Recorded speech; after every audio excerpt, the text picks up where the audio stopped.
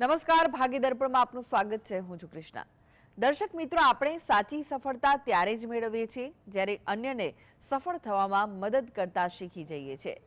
આજના સુવિચાર સાથે શરૂ કરી આપણા ભાગ્યના દર્પણને રજૂ કરતો અમારો વિશેષ કાર્યક્રમ ભાગ્ય દર્પણ.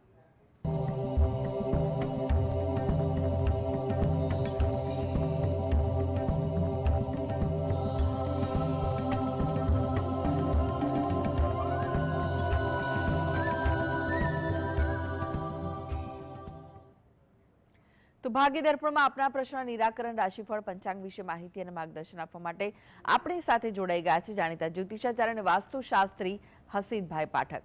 હસીતભાઈ, ભાગ્ય દર્પણમાં આપનું સ્વાગત છે. નમસ્કાર. નમસ્કાર. હસીતભાઈ, સૌપ્રથમ જાણવા માંગીશું આજના પંચાંગ વિશે. શું કહે છે આજનું પંચાંગ? હા, આજના દિવસની શુભ શરૂઆત કરીએ પંચાંગની જાણકારીથી. આજે વાર છે શુક્રવાર, વિક્રમ સંવત 2081 ચાલી રહ્યો છે. તારીખ છે 13 ડિસેમ્બર 2024, 13/12/24. આજની તિથિની વાત કરીએ. માગશર મહિનો ચાલી રહ્યો છે, જેનો શુક્લ પક્ષ એટલે કે સુદ પક્ષની આજે તેરસ છે. આજે છે માગશર સુદ તેરસ.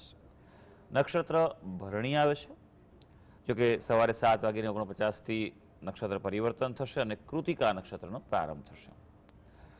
યોગ શિવ આવે છે અને કર્ણ કૌલવ આવે છે. આજની રાશિ આવે છે મેષ રાશિ આવે છે, કે જેના નામાક્ષર હોય છે અ, લ અને ઈ. જો કે બપોરે 1:18 વૃષભ રાશિનો પ્રારંભ થશે, જેના નામાક્ષર હોય છે બ અને ઉ. એટલે બપોરે 1:18 પહેલાં જો કોઈ બાળકનો જન્મ થાય તો તેનું નામ મેષ રાશિ પરથી પાડવું અને ત્યારબાદ થાય તો વૃષભ રાશિ પરથી પાડવું હિતાવહ છે.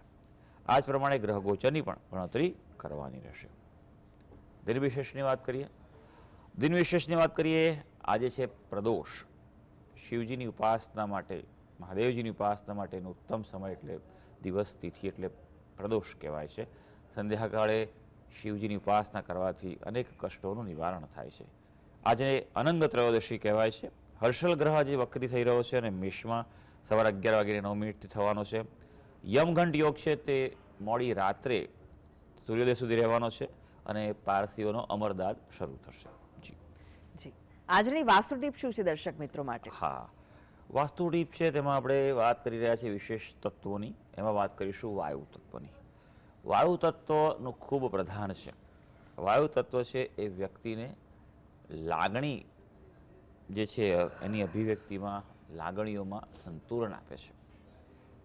જે વ્યક્તિનું માનસિક સંતુલન ખોરવાયેલું હોય, જેને ખૂબ વિચારો રહેતા હોય, વધારે પડતું ડિપ્રેશન કે એવા ઉતાર ચઢાવ રહેતા હોય, તેવા વ્યક્તિઓના મકાનમાં, ભવનમાં જોવા મળે છે કે નોર્થ વેસ્ટ એટલે વાયવ્યમાં કોઈ દોષ હોઈ શકે, કારણ કે એ દિશા વાયવ્યની દિશા છે, તે વાયુ તત્વની દિશા છે. વાયુ તત્વ જો બેલેન્સ હોય જીવનમાં તો તેને ખૂબ સારી પ્રગતિ થઈ શકે છે. વ્યક્તિ જીવનમાં આગળ વધી શકે છે, સારા અને ઉત્તમ નિર્ણય લઈ શકે છે. જે વ્યક્તિના જીવનમાં વાયુ તત્વ જો સંતુલિત હોય એ વ્યક્તિને જીવનમાં ઉત્તમ સુખો મળે છે અને એવા વ્યક્તિ જ સુખ ભોગવી શકે છે. એટલે ખાસ એ વાતનું ધ્યાન રાખવાનું કે તમારા મકાનમાં જે વાયુ તત્વની દિશા છે ત્યાં બને ત્યાં સુધી ખૂબ ભારે સામાન ન રાખવો, ત્યાં ઊંચું ન હોવું જોઈએ, એ વાતનું પણ ખૂબ ધ્યાન રાખવું.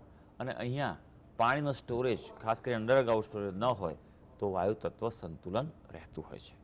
જી હસીતભાઈ, 12 રાશિઓનું રાશિફળ જાણી તે પહેલા એક દર્શક મિત્ર આપણી સાથે જોડાયા છે. મહેશભાઈ છે. મહેશભાઈ, આપને જેમના માટે પ્રશ્ન પૂછવો હોય તેમની જન્મ તારીખ જણાવો.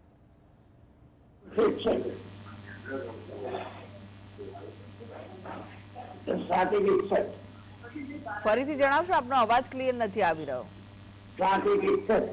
7/1/61. જી, અને સ્થળ કયું છે? ખંભાત. જી, પ્રશ્ન જણાવો. છેલ્લા 1 વર્ષથી કોઈ તકલીફ પડે છે. મારી વાઈફ એક્સપાયર થઈ ગઈ, બાબાનું માથાનું ઓપરેશન કરાવવું પડ્યું અને હવે પછી કેવું રહેશે? હાજી, જી જી, સારું. જોઈ લઈએ આપણે એમણે જે વિગત આપી છે અનુસાર જે કુંડળી આવી રહી છે. તુલા લગ્નની કુંડળી આવી રહી છે. રાશિ તમારી સિંહ રાશિ આવે છે અને ચંદ્ર અને રાહુ એટલે ગ્રહણ દોષ છે તમારો. અત્યારે હાલ ગુરુ મહારાજની દશા ચાલી રહી છે. ગુરુ મહારાજ જે છે તે આપની કુંડલીમાં અસ્તના છે, એટલે એ પણ એક પ્રકારે અશુભ ફળ આપી શકે એવું છે. શનિ મહારાજનું પરિભ્રમણ જે છે તે આપણા પંચમ સ્થાનમાં કેતુ ઉપર થઈ રહ્યું છે, એટલે જીવનમાં ઉતાર ચઢાવ રહેશે. ગુરુ મહારાજની દશા જે છે તે આપની કુંડલીમાં મધ્યમ કહી શકાય, એટલે એના કારણે કસારા જોવા મળી રહી છે. હજી પણ સમય તો સાચવવાનો છે. 2025ના મધ્ય ભાગ બાદ કંઈક રાહત રહી શકે તેમ છે. બે વસ્તુ આપ ખાસ કરો. સૌથી પહેલાં તો જે ગ્રહણ દોષ છે તેનું આપ નિવારણ કરાવો વિન્યાસ સંકલ્પ પદ્ધતિથી. બીજું કે દરરોજ વિષ્ણુ સહસ્ત્ર નામના પાઠ કરો, ઘરમાં ગંગાજળનો છંટકાવ કરાવો, દરરોજ ગુગળનો ધૂપ કરો, અને ખાસ સૌથી અગત્યનું કે તમારા ઘરનું વાસ્તુ ચેક કરાવો, વાસ્તુ દોષનું નિવારણ કરાવો, શાસ્ત્રીય પદ્ધતિથી કરાવજો. આજકાલ વાસ્તુમાં બહુ જોવા મળ્યું છે કે લોકો સોશિયલ મીડિયામાં ગમે તેવા રીલ્સ જોઈને આ કરે તે કરે અને બધું વિચિત્ર ચાલતું હોય છે.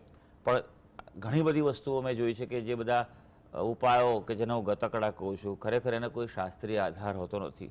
મન ભાવે મન ગળંત લોકો પણ ઉપાય આપે છે. માટે શાસ્ત્રીય વૈદિક વાસ્તુ પ્રમાણેના ઉપાય કરી અને જો આગળ વધાય તો ઉત્તમ અને લાંબા સમય સુધીનું સારું ફળ મળે છે.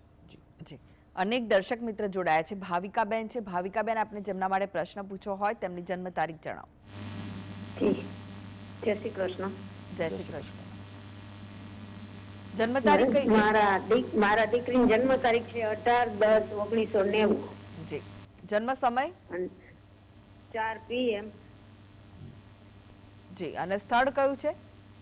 મોટા આકડિયા. એ ક્યાં આવ્યું?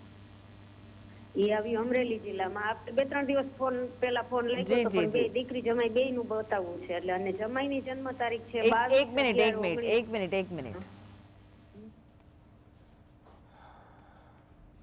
હા, જણાવો. જમાઈની જન્મ તારીખ છે 22/11/1988. જી. સમય કયો છે? સમય છે 11:45 PM રાતના થાય ને. જી. અને સ્થળ? જન્મ પ્લાસવા. ક્યાં? પ્લાસવા, જુનાગઢ જિલ્લો. જી. હવે જમાઈ છે ને દારૂના વ્યસનમાં બહુ આગળ વધી ગયા છે. આપણે તમે કીધું હતું કે રાહુ ગ્રહ છે થોડોક, અને દીકરીને અમાવસ્યાનો જન્મદિવસ છે એટલે થોડુંક નડે છે. તો ઈ કરતા એનું આગળ આ હવે મારકુટ ને બધું વેચાઈ ગયું છે, કઈ રહ્યું નથી. તો હવે આગળ જીવન કેમ હાલે છે? નહીતર હવે દીકરી બહુ થાકી ગઈ છે, એમ થાય છે કે છૂટાછેડા લઈ લઈએ તો કેમ લાગે છે? જી. મને લાગે છે તે વખતે તમે ફક્ત તમારા જમાઈ છે એમની કુંડલી બતાવી હતી, હે ને? હા. કે બરાબર મને યાદ આવે છે કે બીજા સ્થાનમાં કેતુ છે એવું વાત થઈ હતી, અને તેના કારણે ઉતાર ચઢાવ રહે. અત્યારે હાલ રાહુની દશા જ ચાલી રહી છે. રાહુ પણ અષ્ટમ સ્થાનમાં પીડા સ્થાનમાં છે. તકલીફો રહેશે, એ છૂટતા વાર લાગશે એ તો નક્કી જ છે. એ જે ઉપાય કર્યા તે બરોબર છે, પણ ઉપાય કરતા રહેવું પડે એવું છે. તમારી દીકરીને વાત કરીએ, અમાસનો જન્મ છે તો એનો વાંધો નથી, પણ મૂળ સપ્તમ સ્થાનનો અધિપતિ સૂર્ય જે છે તે નીચનો છે. એટલે તમે, અને બીજું કે ગુરુ અને કેતુનો ચાંડાળ દોષ છે પ્રબળ, એટલે તકલીફ અંગત જીવન દાંપત્ય જીવનમાં ગુરુ આપે. કારણ કે ગુરુની શુભતા જો જીવનમાં પ્રાપ્ત ના હોય તો તમારું અંગત જીવન છે એ પ્રતિકૂળતા આપતું હોય છે. કારણ કે ગુરુ ગ્રહ છે તે કુંડલીમાં સૌથી પ્રભાવી છે. સૌથી વધુ સ્થાનનો કારક જે છે તે ગુરુ છે.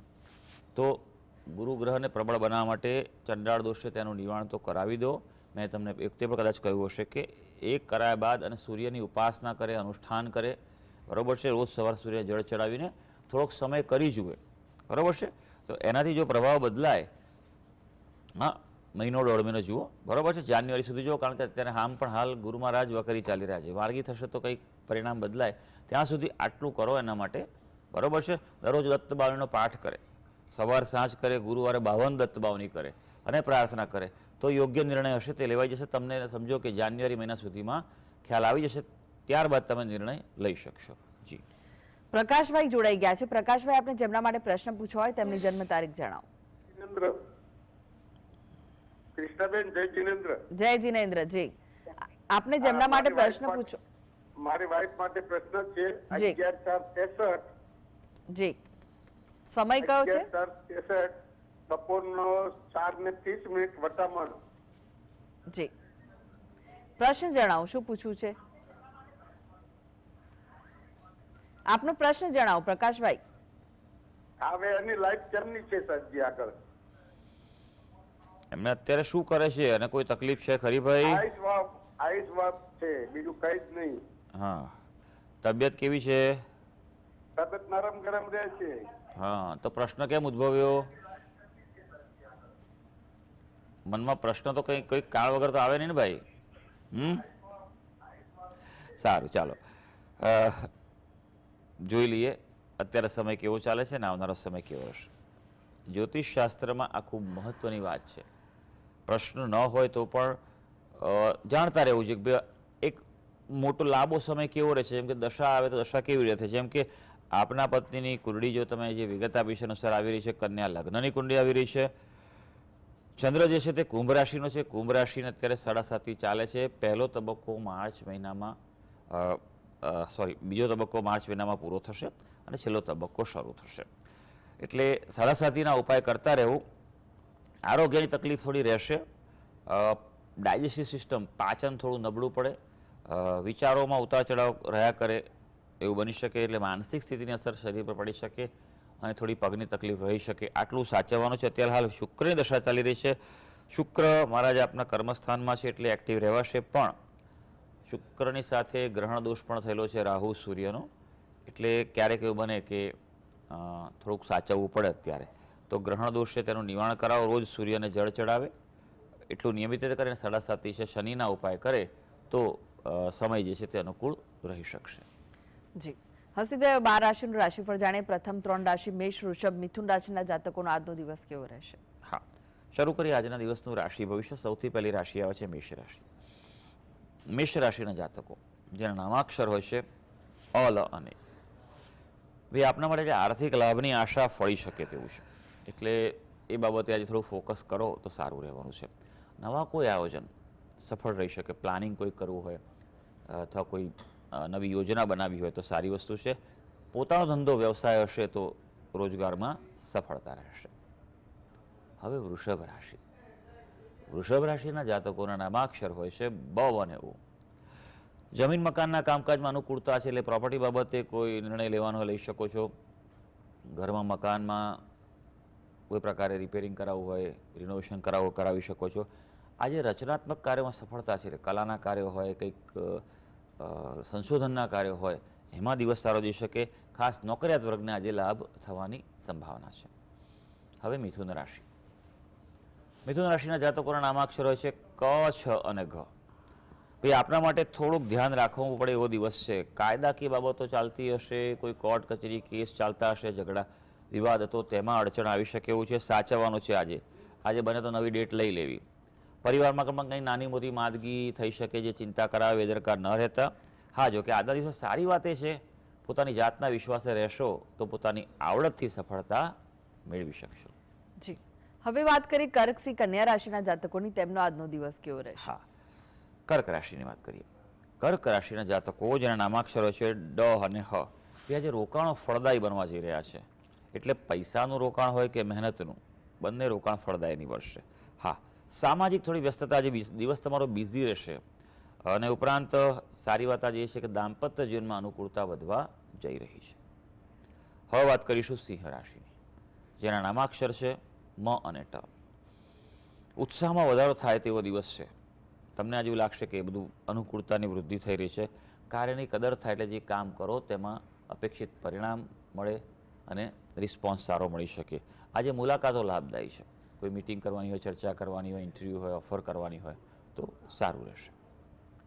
હવે વાત કરીશું કન્યા રાશિ, જેના નામાક્ષર છે મ અને ટ. આજે થોડુંક ધ્યાન રાખજો. થાકનો અનુભવ થાય એટલે ગજા બહારનું કામ ન કરતા. આજનો દિવસ થોડો ધીરજથી પસાર કરવો જરૂરી છે. કોઈ પણ પ્રકારે ઉતાવળિયું પગલું ન ભરતા. બધું બરાબર ચેક કરજો 2 વાર અને આગળ વધજો. હા, સંતાનો પ્રત્યે થોડું ધ્યાન આપવું જરૂરી છે. જી, એક દર્શક મિત્ર જોડાઈ ગયા છે, ભાવેશભાઈ છે. ભાવેશભાઈ, આપને જેમના માટે પ્રશ્ન પૂછવો હોય તેમની જન્મ તારીખ જણાવો. 9/8/2000. જી, જન્મ સમય કયો છે? જન્મ સમય છે રાતના 8:15. જી, અને જન્મ સ્થળ? જન્મસ્થળ અમદાવાદ છે. પ્રશ્ન જણાવો, શું પૂછવું છે? પ્રશ્ન એ છે કે તેનો લગ્ન અને જોબ ક્યારે થશે? કોના વિશે પ્રશ્ન ભાઈ? 8:15 વાગે. જન્મસ્થળ અમદાવાદ. જી જી, આ કોના વિશે પ્રશ્ન પૂછી રહ્યા છો તમે? અમારી બેબી છે. જી, લગ્ન બાબતે અને નોકરી બાબતનો પ્રશ્ન છે. કુંડી પર નજર નાખીએ. કુંભ લગ્નની કુંડી આવે છે. શનિ મહારાજનું પરિભ્રમણ થોડો વિલંબ બતાવે છે. એમ કહેવાય કે લગ્ન બાબતના યોગોની વાત કરીએ સૌથી પહેલાં તો આ કુંડીમાં મંગળ દોષ નથી, બરાબર છે, પણ અંગારક દોષ છે અને ગ્રહણ દોષ છે. એ બંને વસ્તુ ડિસ્ટર્બ કરે છે અને તેના કારણે યોગ્ય પાત્ર મેળવવામાં તકલીફ પડે. અને બીજું કે આવી કુંડીમાં ખૂબ ધ્યાન રાખવું પડે છે કે પાત્ર પસંદગીમાં ધ્યાન રાખજો. ઘણીવાર એવું નથી બને કે ભાઈ ઉંમર થવા માંડે ને છોકરીની કે ભાઈ હવે લગ્ન કરી દો ચાલો, કે એવું ન કરતા બરાબર ચેક કરજો. બધું બરાબર હોય તો પણ 2 વાર વેરીફાઈ કરજો કે ભાઈ જે માહિતી મળી છે બરાબર છે કે નહીં. અને ખાસ મેળાપક જરૂરથી કરજો. આ કુંડીમાં બહુ જરૂરી છે. સૂર્ય ભગવાનની ઉપાસના કરે, નિયમિત રીતે સૂર્ય જળ ચડાવે, સૂર્યના મંત્ર જપ કરે અને ગ્રહણ દોષ અને અંગારક દોષનું નિવારણ કરાવે તો બંને વસ્તુમાં એને લાભ થઈ શકે. કારણ કે જે નોકરીનું સ્થાન છે તેમાં જ આ દોષો ગ્રહના ત્યાં બનેલા છે. એટલે આ વાતનું વિશેષ ધ્યાન રાખવું જોઈએ. બાકી પાત્ર મળશે તે સારું મળશે અને જીવન સુખી નીકળશે. જી, હવે વાત કરીએ તુલા, વૃશ્ચિક, ધનુ રાશિના જાતકોની. તેમનો આજનો દિવસ કેવો રહેશે? હા, તુલા રાશિની વાત કરીએ જેના નામાક્ષરો છે ર અને ત. આજે થોડું મનોરંજન તરફ મન વળે તેવું બને. આયોજનમાં આજે ફેરફાર થાય એટલે થોડીક એક્સ્ટ્રા સમયની પ્લાનિંગની તૈયારી રાખવી પડશે.